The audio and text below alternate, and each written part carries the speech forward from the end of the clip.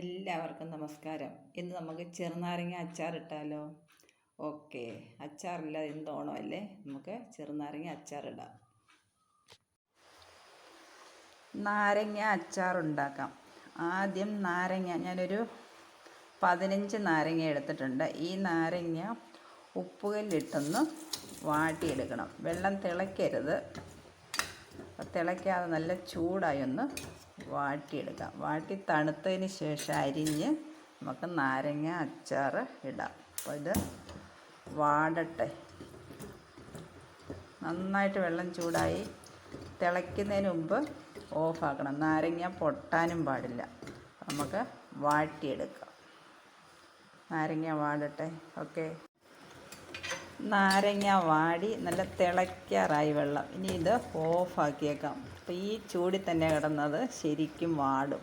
അപ്പോൾ ഈ നാരങ്ങയുടെ തൊലിയിലുള്ള ചെനയൊക്കെ പോയി അച്ചാറിടുമ്പം കയ്പൊന്നും ഉണ്ടാകില്ല. അപ്പോൾ നമുക്കിത് തണുത്തതിന് ശേഷം തുടച്ച് അച്ചാറിടാം. ഓക്കെ, നാരങ്ങ വാട്ടിയെടുത്തു. ഈ ടവലെ വെച്ച് അതിൻ്റെ വെള്ളമയമൊക്കെ കളഞ്ഞ് എടുത്തു. നല്ല ഡ്രൈ ആയിട്ടാണ് ഇരിക്കുന്നത്, ഒന്നും പൊട്ടിയിട്ടില്ല. അങ്ങനെ ശരിയാക്കി വന്നു. ഇതിനി അരിഞ്ഞ് നമുക്കെടുക്കണം. അതിന് വേണ്ട ചേരുവക ഇഞ്ചി, പച്ചമുളക്, വെളുത്തുള്ളി, കറിവേപ്പില ഇതെല്ലാം അരിഞ്ഞും കൂടെ എടുക്കാം. നാരങ്ങയും അരിഞ്ഞ് എടുക്കാം. ഓക്കെ, ചെറുനാരങ്ങ ഞാനെല്ലാം നീളത്തിൽ അരിഞ്ഞു വെച്ചു. ഇത് ഒരു 15 നാരങ്ങയാണ്, 1/2 കിലോ ഉണ്ടായിരുന്നു. അതിന് വേണ്ട ഇഞ്ചി, പച്ചമുളക്, വെളുത്തുള്ളി എല്ലാം അരിഞ്ഞു വെച്ചു. ഞാൻ 2 കഷ്ണം ഇഞ്ചിയും 2 കുടം വെളുത്തുള്ളി എടുത്തിരുന്നു, 4 പച്ചമുളക്. ഈ ഇൻഗ്രീഡിയൻസ് നിങ്ങൾക്ക് കൂട്ടുകയോ കുറയ്ക്കുകയോ ഒക്കെ ചെയ്യാം. ഇത് നല്ലെണ്ണയിലാണ് തയ്യാറാക്കുന്നത്. കടുക് പൊട്ടിച്ച് നമുക്ക് ഈ ഇഞ്ചി, വെളുത്തുള്ളി, പച്ചമുളകൊക്കെ ആദ്യം വഴറ്റിയെടുക്കാം. ഓക്കെ, നല്ലെണ്ണ ചൂടായി കടുക് ഇട്ട് കൊടുക്കാം. 1 ടീസ്പൂൺ കടുക് പൊട്ടട്ടെ.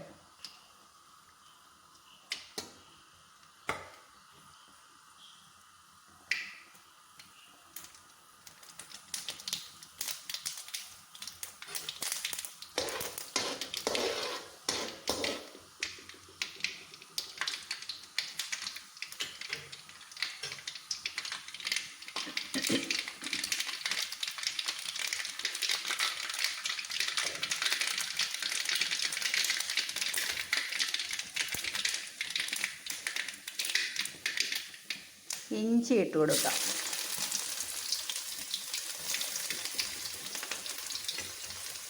വെളുത്തുള്ളി, പച്ചമുളക്, കറിവേപ്പില എല്ലാം കൂടി അങ്ങോട്ട് വഴറ്റിയെടുക്കാം. ഇഞ്ചി, പച്ചമുളക്, കറിവേപ്പിലയൊക്കെ ബ്രൗൺ നിറമായി. ഇനി നമുക്ക് തീ ഓഫാക്കാം. അതിന് ശേഷം 4 ടേബിൾ സ്പൂൺ മുളക് പൊടി, 1/2 ടീസ്പൂൺ മഞ്ഞൾപ്പൊടി, 1 ടീസ്പൂൺ ഉലുവാപ്പൊടി, 1 ടീസ്പൂൺ കായപ്പൊടി. ഇത്രയാണ് ഇതിന് വേണ്ട മസാലക്കൂട്ട്. ഇത് നമുക്ക് ആ എണ്ണയിലേക്ക് ഇടാം. ഇട്ടൊന്ന് മൂപ്പിച്ചെടുക്കാം. തീ ഓഫാക്കിയിട്ട് ആണിത് ഇളക്കുന്നത്. പച്ചമണം മാറുന്നത് വരെ നമുക്കൊന്ന് ഇത് വഴറ്റിയെടുക്കാം. ഉടൻ തന്നെ 1 ടീസ്പൂൺ ഉപ്പും കൂടെ ചേർക്കണം.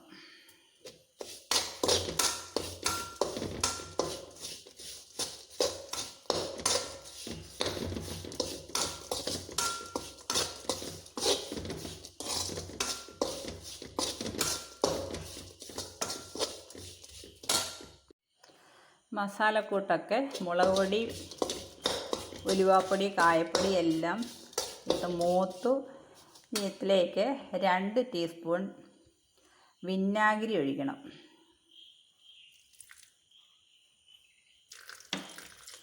വിനാഗിരി ഒഴിച്ചു. 1/2 ടീസ്പൂൺ പഞ്ചസാര, അതിൻ്റെ പുളിയൊക്കെ ഒന്ന് ബാലൻസ് ചെയ്യാൻ. ഇതെല്ലാം കൂടെ ഒന്ന് ഇളക്കി യോജിപ്പിക്കാം.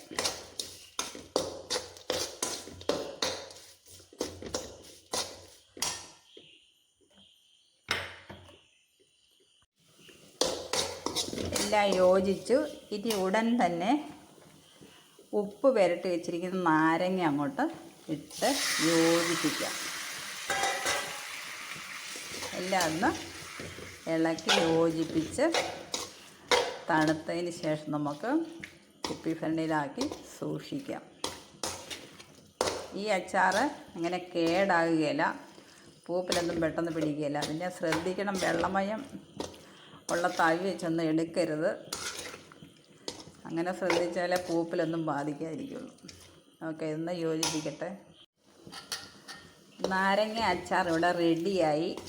എല്ലാം ഞാൻ യോജിപ്പിച്ചു, കറക്റ്റായിട്ട് വന്നിട്ടുണ്ട്. കണ്ടോ, കുറച്ച് വെള്ളമായി, ശകലം. അപ്പോൾ ഈ തണുത്തതിന് ശേഷം നമുക്ക് കുപ്പി ഭരണിയിലാക്കി സൂക്ഷിക്കാം. തണുത്ത് കഴിഞ്ഞ് കുറച്ച് നല്ലെണ്ണ ചൂടാക്കി തണുത്തതിന് ശേഷം കുപ്പിയിൽ മേലെ ഒഴിക്കുകയാണെങ്കിൽ കൂടുതൽ നല്ലതായിരിക്കും. ഒഴിച്ചില്ലെങ്കിലും കുഴപ്പമില്ല. നന്നായിട്ട് അരക്കപ്പ് നല്ലെണ്ണ ഞാനിവിടെ ഉപയോഗിച്ചു. അപ്പോൾ നമ്മുടെ ഓണം സ്പെഷ്യൽ നാരങ്ങ അച്ചാർ ഇവിടെ റെഡിയായി. Okay, by. ഓണം സ്പെഷ്യൽ നാരങ്ങ അച്ചാർ ഇവിടെ റെഡിയായി. Okay, bye. അടുത്ത വീഡിയോ കാണാം. Thanks for watching.